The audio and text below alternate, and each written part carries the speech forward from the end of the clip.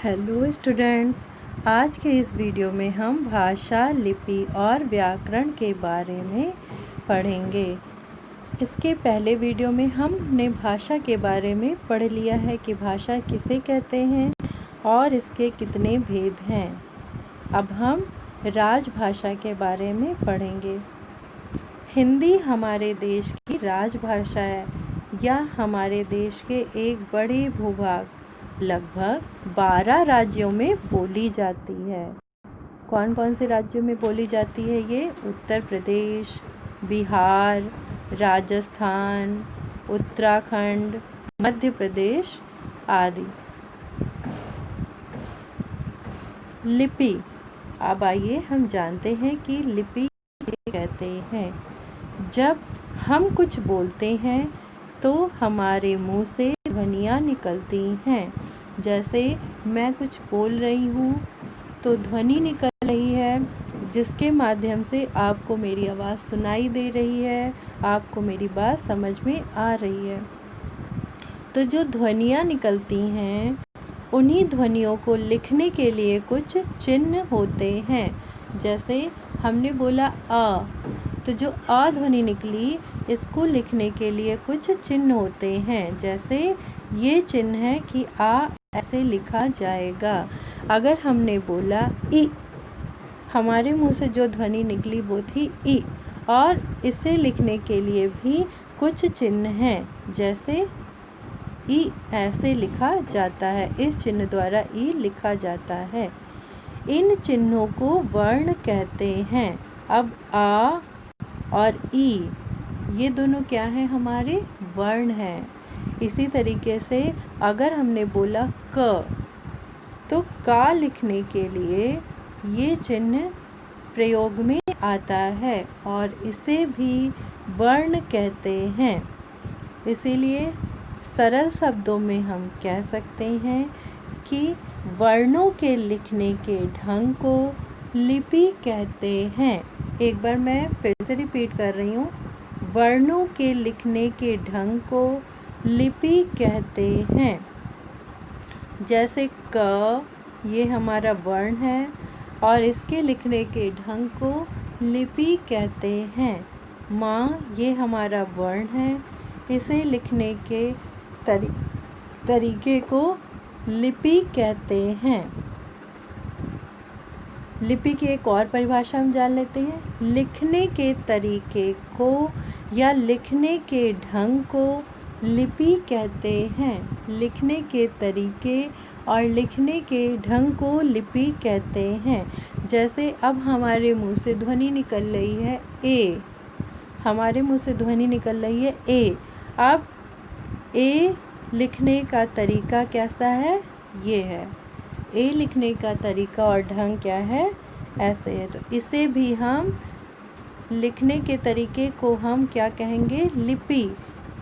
लेकिन दोनों लिपियों में फ़र्क था।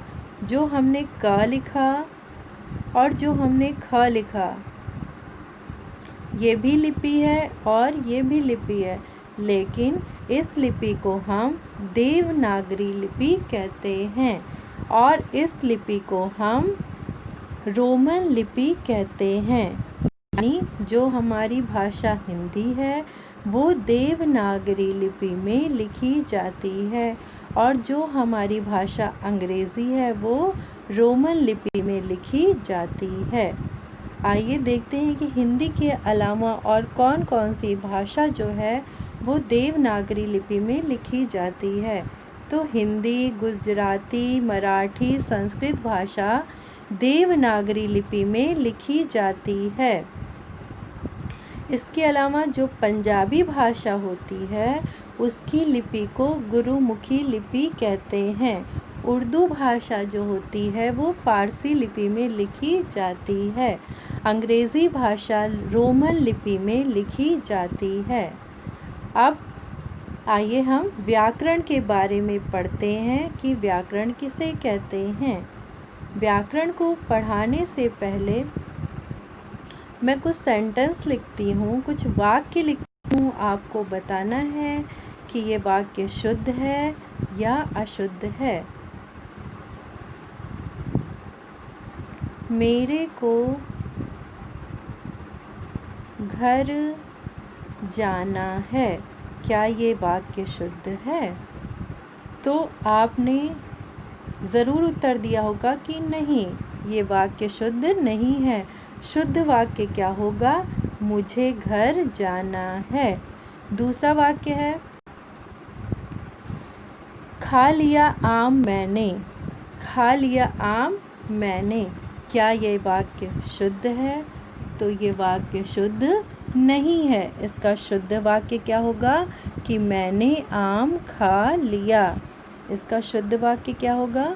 मैंने आम खा लिया। तो हमने ये दोनों वाक्य कैसे पता किए कि दोनों वाक्य अशुद्ध हैं?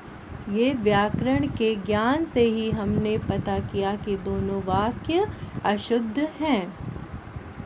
इसीलिए व्याकरण क्या कहते हैं? व्याकरण जो होता है वह शास्त्र होता है जो हमें शुद्ध रूप से लिखना, पढ़ना और बोलना सिखाता है, या फिर व्याकरण के द्वारा ही हम भाषा को शुद्ध रूप में लिखना, पढ़ना और बोलना सीखते हैं।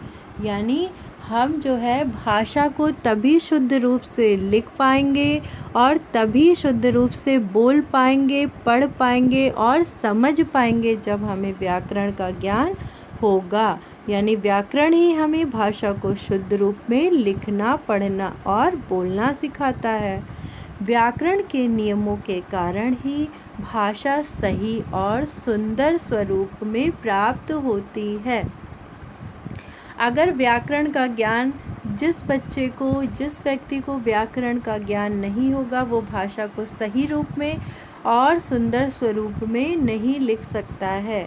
व्याकरण के द्वारा ही हम भाषा को सही रूप में और सुंदर रूप में लिखते हैं। व्याकरण ही हमें बताता है कि भाषा में पहले कर्ता आएगा, फिर कर्म, फिर क्रिया आएगी। व्याकरण के निम्नलिखित अंग होते हैं। पहला है वर्ण विचार, दूसरा है शब्द विचार, तीसरा है वाक्य विचार और चौथा है रूप विचार। तो आइए हम पढ़ते हैं कि वर्ण विचार किसे कहते हैं।